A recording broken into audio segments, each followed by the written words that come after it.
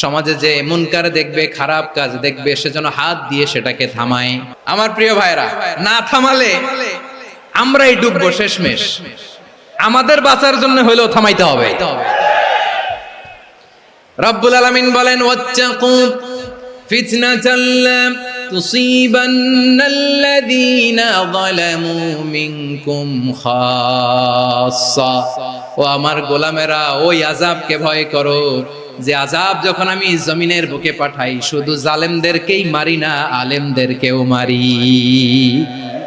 আযাব যখন আসে তখন শুধু জালিমই মরে না, আলেমও মরে। জানেন মুসা আলাইহিস সালামের পায়ে একবার লাল পিঁপড়া, তো উনি রেগে মেগে পাশি দেখে লাল পিঁপড়ার বাসা, পা দিয়ে ডলে মুছে সবগুলো পিঁপড়া মেরে ফেলছে।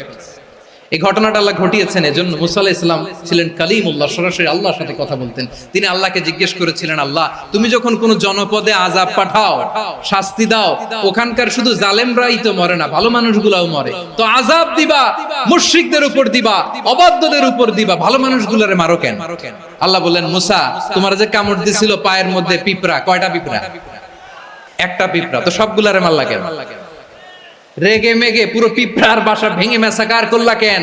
আমি যখন অ্যাকশনে যাই, আমি যখন শাস্তি দেই, তখন এত বাস বিচার করা হয় না, বাস বিচার করা যায় না। যখন অ্যাকশনে যাওয়া হয়, ওইটা ডাইরেক্ট